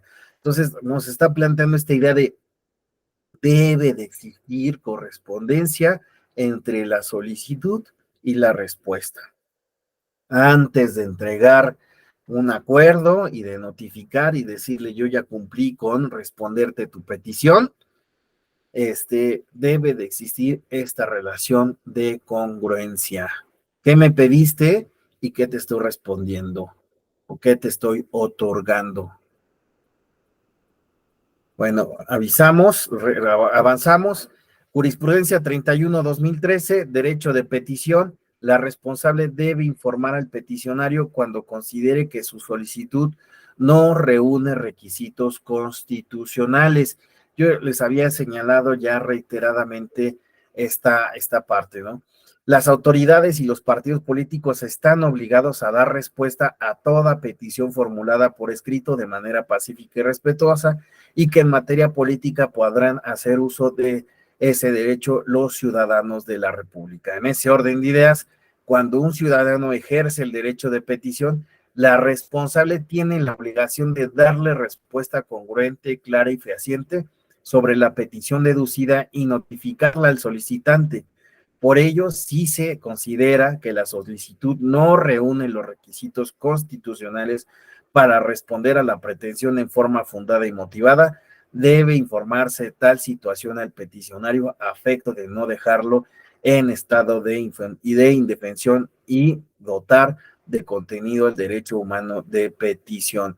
Y aquí esta jurisprudencia está en relación con otra, la 42/2012, que es la prevención, debe realizarse para subsanar formalidades o elementos menores. Siempre debe de haber una prevención. Vean, esta tesis 42/2002, vean desde qué año viene, desde el 2000,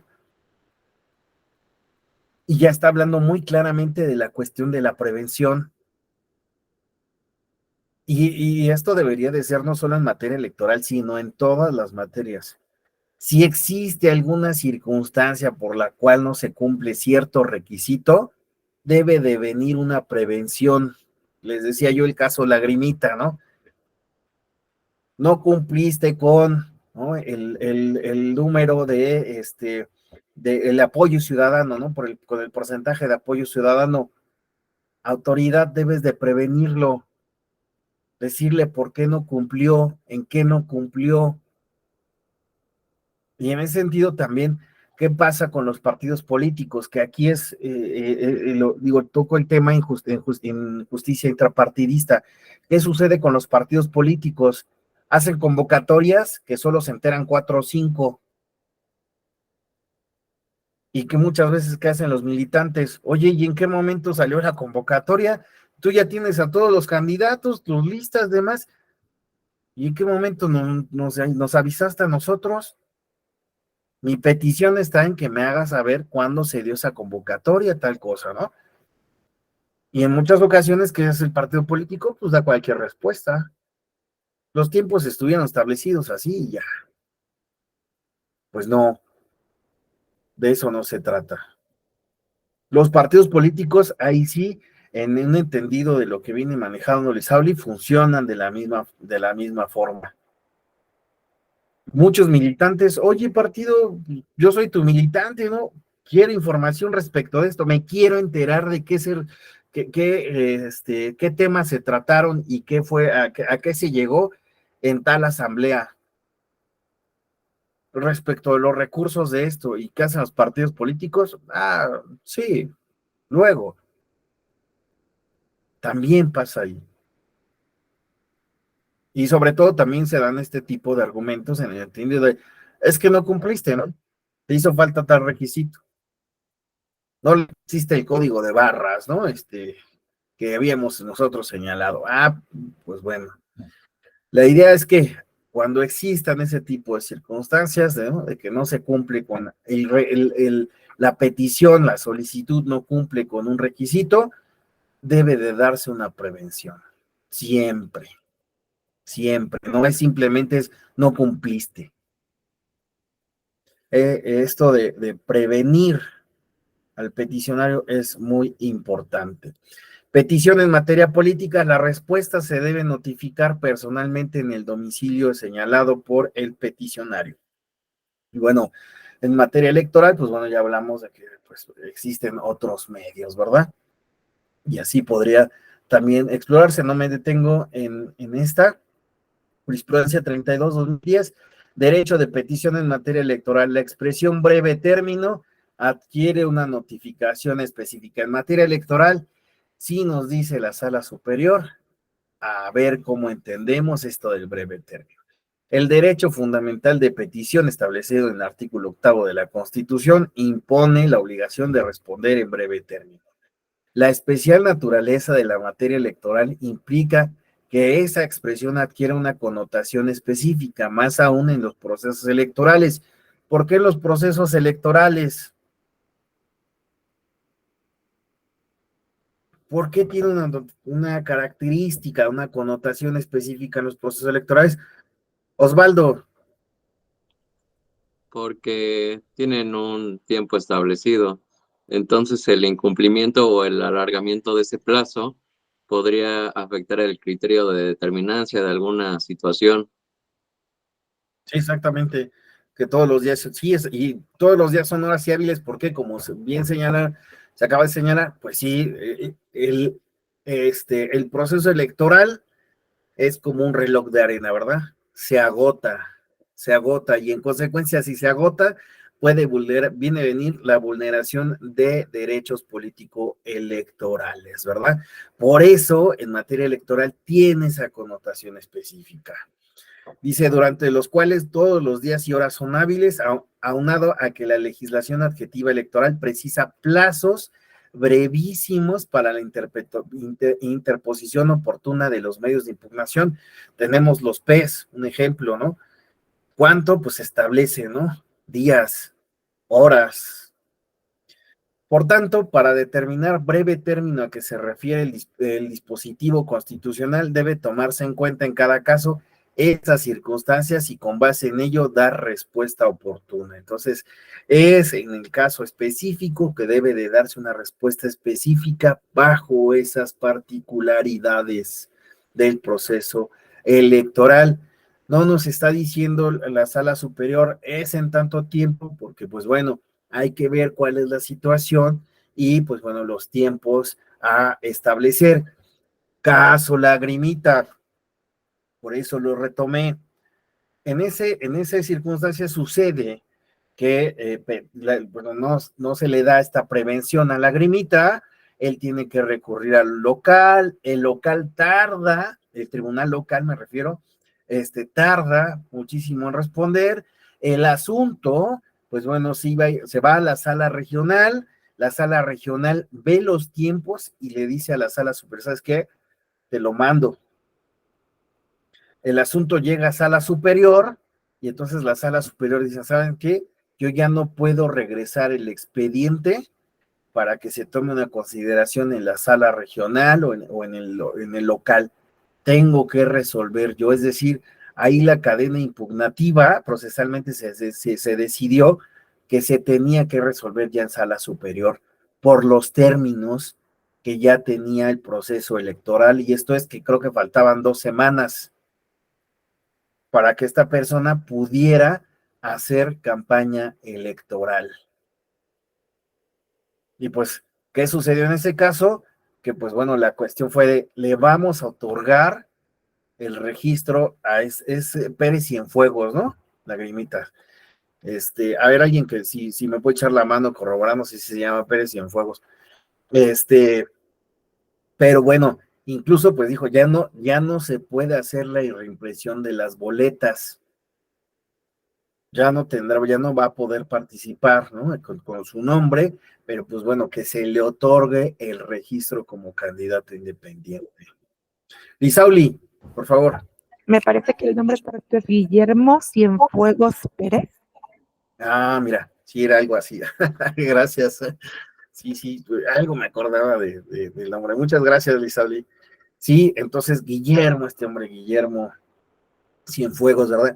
Se optó porque, pues bueno, se le diera el registro. ¿Por qué? Pues porque procesalmente se había gastado mucho tiempo respecto al proceso electoral, ya estaba muy avanzado y en consecuencia, pues bueno, ya no había posibilidad de pues recurrir procesalmente a la ruta que correspondía. Por lo tanto, resuelve la sala superior, se le otorga el registro y esta persona hace campaña ya solamente durante las 2 semanas restantes, bueno, las 2 semanas anteriores a el día de la jornada electoral. Entonces, petición va en ese sentido en materia electoral.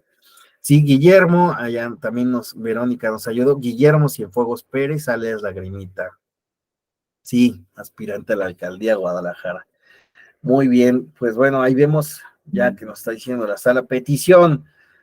Jurisprudencia 5-2008, el derecho impone a todo órgano funcionario de los partidos políticos el deber de respuesta a los militantes. Esto es muy importante por lo que les decía, el acceso a la justicia en términos intrapartidarios, donde los partidos políticos suelen no hacer caso de la petición que suele hacer la militancia. Bueno, aquí lo vamos a dejar. Bueno, nada más la cuestión de esta jurisprudencia tenía que ver con la idea de que, pues bueno, los partidos políticos, aquí vean al final dice, la Ley General de Medios de Impugnación equipara a los institutos políticos con las autoridades del Estado. Ya nada más les cuento de rápido. En algún momento los partidos políticos, pues bueno, no eran nada democráticos, incluso se consideró que la jurisdicción del TPJF no correspondía a sus decisiones internas, esta libertad que tenían, ¿no? los partidos políticos y la autonomía. Sin embargo, tuvo que venir una lectura del TPJF en la cual se empezó a considerar, bueno, no se empezó, se consideró a los partidos políticos, como autoridades, ¿no? dentro del marco del el Estado, ¿no? Es decir, que se les empezó a entender o equiparar con autoridades del Estado por la dependencia que tenían respecto de la cuestión económica y en consecuencia procedían los medios de impugnación en materia electoral. Eso se fue definiendo en una línea jurisprudencial muy interesante porque incluso en algún momento hubo jurisprudencia que señalaba que no existía competencia en esta libre determinación de los partidos políticos. Posteriormente tuvo que venir esta relectura de entender a los partidos políticos. Decía yo, cajas negras dejaron de ser para pues tener que ser cajas abiertas y también estar sujetas a la jurisdicción del TPJF. Y todo fue por interpretación muy interesante. Afirmativa y negativa ficta, por su naturaleza, deben de ser previstas en la ley. Esto es muy interesante porque veíamos, ¿no? Esto de, es que no te contestaron, pues fue afirmativa, fue negativa ficta, ¿no? Entonces, pues ya pasaron 4 meses, ya, totalmente. O afirmativa, ¿no? En cambio, pues bueno, aquí se dice, deben de estar previstas en la ley y de señalarse claramente. Dentro del derecho administrativo electoral existe la figura jurídica de la afirmativa o negativa ficta, de acuerdo con la cual ante el silencio o inactividad, a esto se refiere la afirmativa ficta, el silencio o la inactividad de la autoridad frente a la petición de un particular deben de entenderse en sentido positivo o en sentido negativo. Es decir, que si no responde, pues bueno, lo entiendo en sentido negativo, o también pudiera llegarlo a entender en sentido positivo. Sin embargo, dice, la doctrina como la jurisprudencia en la materia se orientan a establecer que para la actualización de la mencionada figura jurídica debe estar prevista en la ley aplicable, aunque no se identifique expresamente con ese nombre. De esta manera, cuando de la interpretación no sea posible establecer la referida figura jurídica, no debe entenderse que la falta de respuesta a la petición genera una resolución afirmativa o negativa ficta. Debe establecerse esta figura, pero ahora hay que leer la afirmativa o la negativa ficta también en el sentido jurisprudencial que ya hemos perfilado. El hecho de que tú, por cuestión de inactividad, me respondas o no me respondas, independientemente cómo se deba de entender según la regulación, no debe de atraer una omisión. Es decir, puedo entender esa inactividad, pero sí en sentido de lo que hemos venido señalando es, sí debe de haber una respuesta. Esto de la afirmativa o de la negativa es muy limitado. Me parece que incluso ya no deberíamos, es mi perspectiva, es mi opinión, ¿ok? Ya no deberíamos de estar hablando de esta afirmativa o esta negativa ficta. Y sobre todo en afirmativa, ¿no? Si te estoy haciendo una petición de reencarpetamiento, no, pues hasta que me espere a ver, ¿verdad? Que lo estén recarpetando es cuando voy a entender que en verdad, ¿no? Mi petición fue atendida. Pues no, sí debe de haber una respuesta, como decíamos, un acuerdo por escrito que cumpla con lo señalado anteriormente. Y es una respuesta que sea congruente con la petición. A mí me parece que nos debemos guiar hacia ese sentido. Y vean, incluso la jurisprudencia es del 2007. Pero bueno, sigue vigente. Derecho de petición en materia política también corresponde a los partidos políticos. Esto ya lo hemos señalado con anterioridad. No me voy a retener. Registro de partido político, a su solicitud debe recaer una respuesta fundada y motivada. Me brinqué a esta porque es lo que les digo, esto de la afirmativa o la negativa afecta en materia electoral, pues definitivamente no nos podemos guiar por ese tipo de circunstancias, ¿no? Aquí necesitamos nosotros siempre dar respuesta. En materia electoral sí es importante que siempre exista una respuesta fundada y motivada por escrito. porque en el caso, por ejemplo, de un registro de partidos políticos, ni modo que el partido diga, ¿verdad? Bueno, yo te presenté mi solicitud, mi documentación, y ya debido a la inactividad voy a entender si estoy registrado o no estoy registrado como partido político, ¿no? Incluso, pues bueno, realmente para registrar un partido político, pues hay etapas muy claras, ¿no? Que advierten si el partido, pues, puede ser o no registrado. Pero pues bueno, es el ejemplo. No puede simplemente hablarse de una negativa ficta, pues porque siempre en materia electoral necesitamos esta respuesta fundada y motivada. Bueno, aquí discúlpenme que me haya ido tan rápido. Vemos que como este derecho de petición en materia electoral también se ha abundado bastante, pero quería llegar a esta cuestión del derecho de petición vía Twitter. ¿Quién pudo revisar este amparo que yo les mencionaba? Les dejo este programa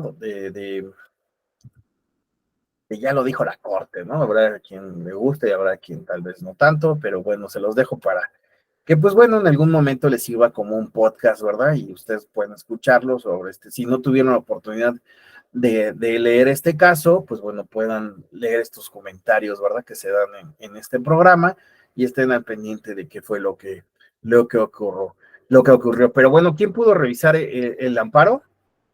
¿Alguien? No me digan que nadie. Yo estoy bien emocionado tratando de llegar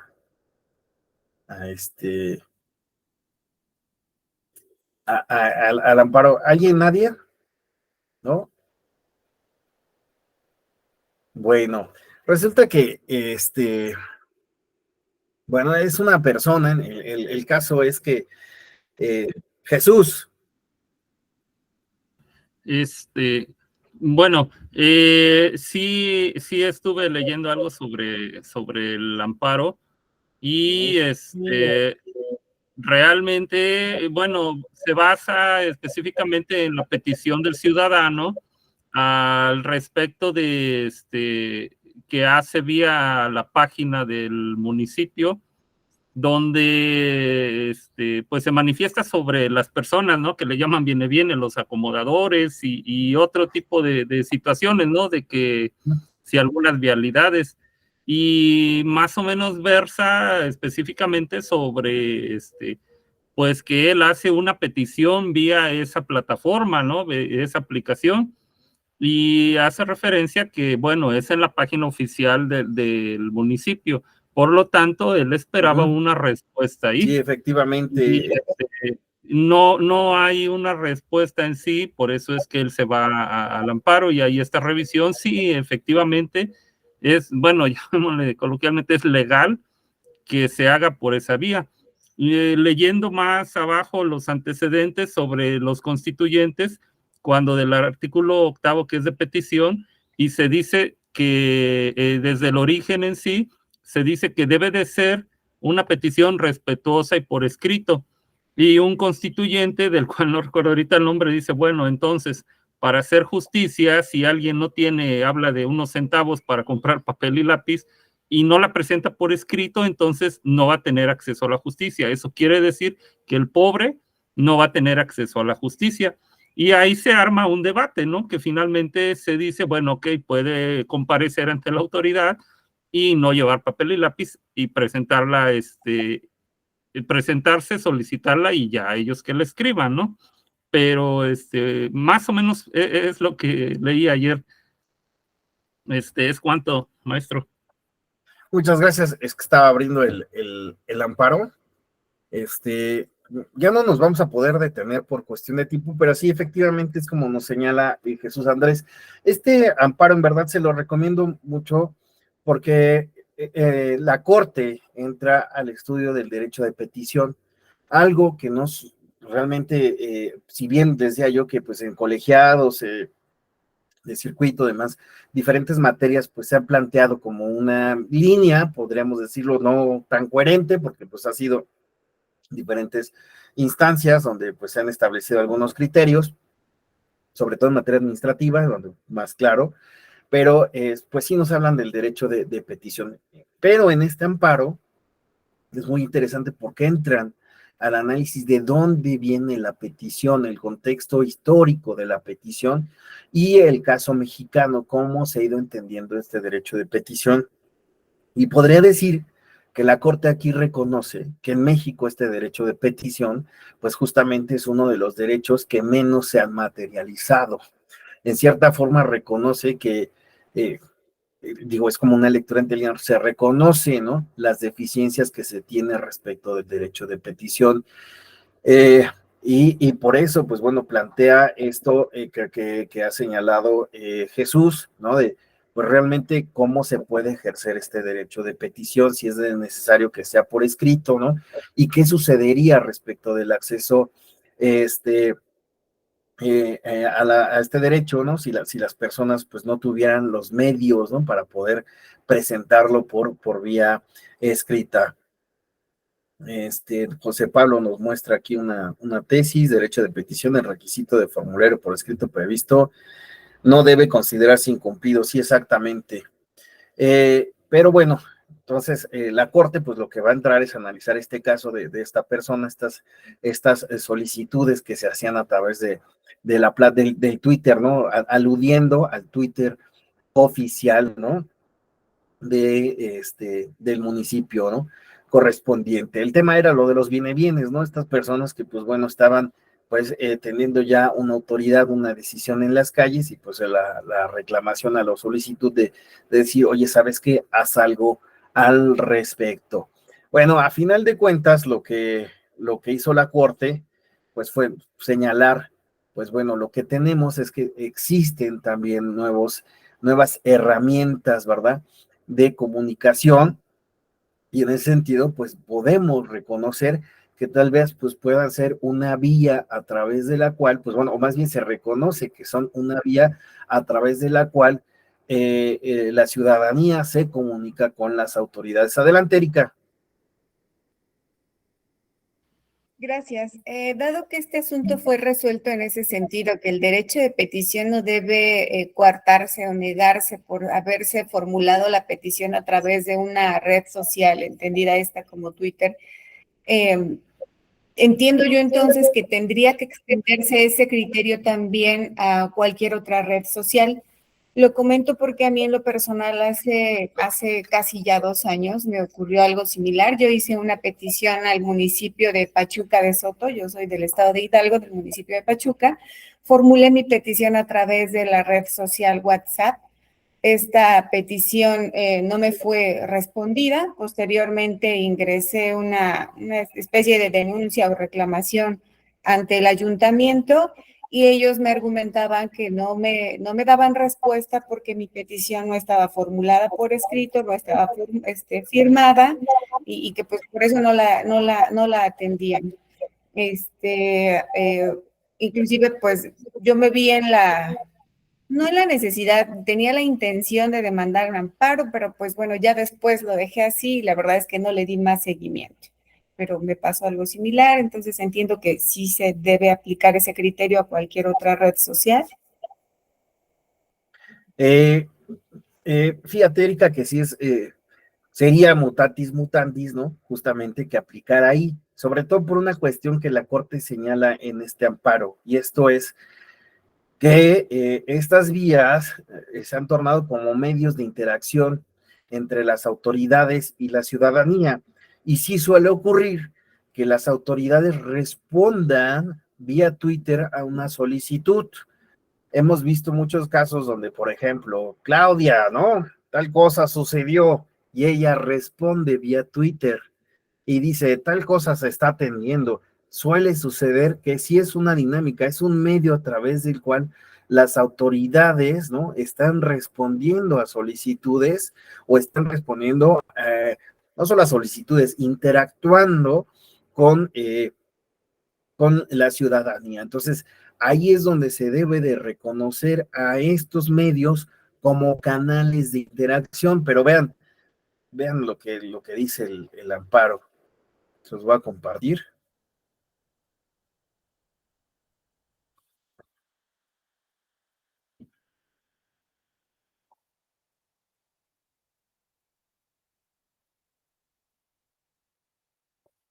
Espérame tantito, que pueda ver. Ya se ve. Ay, ya me pasé. Ahí. ¿Ya se ve?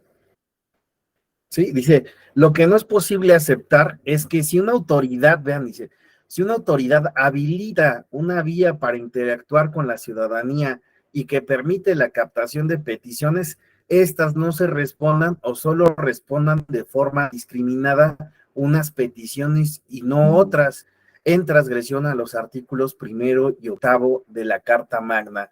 En todo caso, si después de una tendencia de respuesta a peticiones a partir de una herramienta tecnológica, la autoridad ya no se desea o puede usar una plataforma para dichos tal actual es regresivo, tendría que ser debidamente justificado en una perspectiva constitucional. Aquí estamos hablando de regresividad de los derechos. Si tú ya estás utilizando en un sentido progresivo una herramienta tecnológica para potenciar el acercamiento que tienes como autoridad, como representante, como gobernado, para interactuar con la ciudadanía, no puedes empezar a decir por qué unos casos los atiendes y otros no. Ahí la cuestión está en que pues debes ya de atender y formalizar esa vía, es lo que nos está señalando la Corte, y en consecuencia debes de mantener ese canal abierto, porque de lo contrario, pues, ¿qué estás haciendo? Pues estás teniendo una regresividad. Ya abriste un canal para potenciar un derecho, ¿por qué lo vas a empezar a limitar o decir, no, por esa vía ya no? Ese es el tema. Entonces, Erika, en tu caso, pues, ¿cuáles circunstancias? Si vemos que ese Facebook está sirviendo como un canal para que esa autoridad, en el caso que tú señalas, sirva para atender solicitudes, pues sí tendría que hablarse de que es una vía oficial, ¿verdad?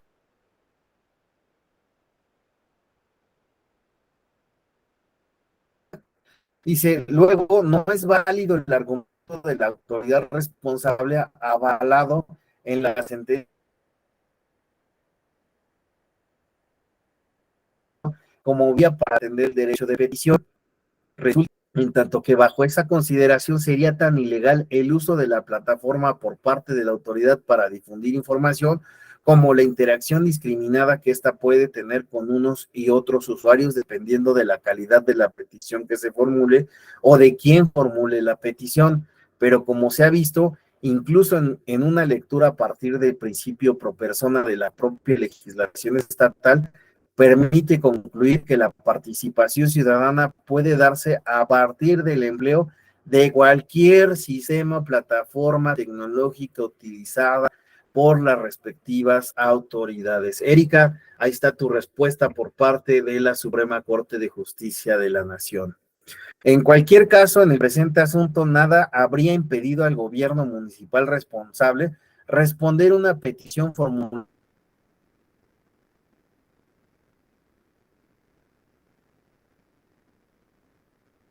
por Twitter, sea para requerir mayor información, orientar al denunciante sobre la vía de formalizar. Esto es importante, lo que ya habíamos señalado una y otra vez, debe de haber una prevención, en dado caso que se requiera que esa solicitud cumpla con un requisito especial, debe de haber una prevención. No simplemente se trata de no te respondo porque no es la vía adecuada. No, tú ya abriste un canal, te estás comunicando, pero estás resolviendo aleatoriamente, pues estás mal. Si abriste ese canal, es para que hagas esa interacción efectiva. Ahora, si existe una petición que requiere requiere cumplir ciertos requisitos particulares, ahí es importante hacer esta prevención. Y continúa, dice, responsable de tener una vía Twitter sea para requerir mayor información, orientar al denunciante sobre la vía de formalizar su petición o incluso hacer llegar una prevención formal como alternativas de contacto que permitieran iniciar de oficio a petición de parte un procedimiento administrativo en los términos previstos en la legislación aplicable o enviar la información solicitada. Y sobre todo es que cuando, por ejemplo, vemos en otras sesiones hemos visto juicio en línea, el juicio en línea no suplanta el juicio tradicional. No es otra vía de impugnación, simplemente es un medio distinto por el cual se hace llegar, ¿no? Una impugnación de un acto, etc. Es un medio. Ahora, que no está suplantando. En el caso del Twitter, sucede algo similar. El Twitter no está tal vez suplantando, que sea ya pues, vía Twitter todas las peticiones, pero sí es un medio, aquí es un medio para hacer llegar estas peticiones. Y si estas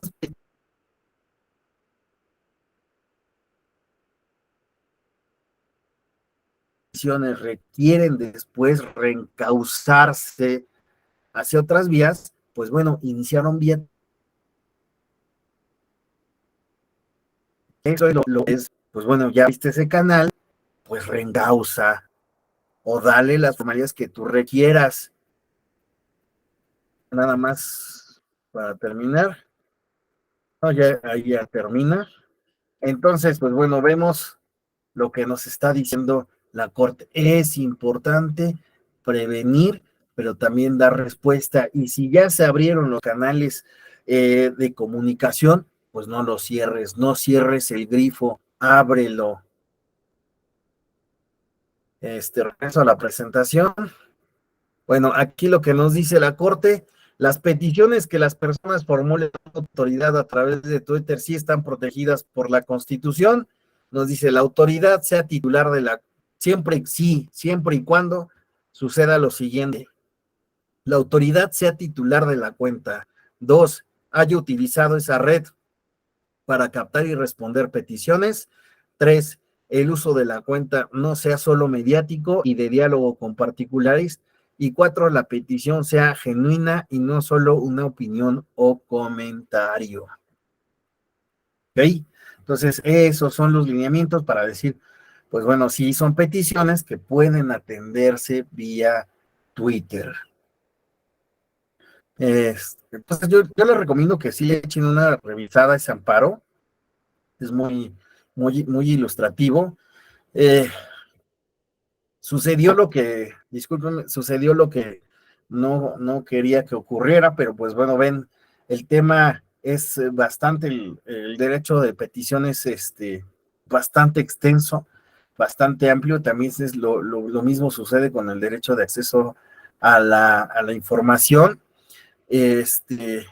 Pues la verdad es que voy a quedar a deber con ustedes, ¿no? esta parte, ¿no? del derecho a información. Y vean, hasta incluso había hecho como una versión reducida. No sé, voy a plantear a la escuela pues esta situación de que tal vez nos hizo falta bueno, más bien no tal vez, nos hizo falta algo nos hizo falta tiempo para poder abordar al menos este derecho. Y pues bueno, que al menos, bueno, yo les ofrezco de entrada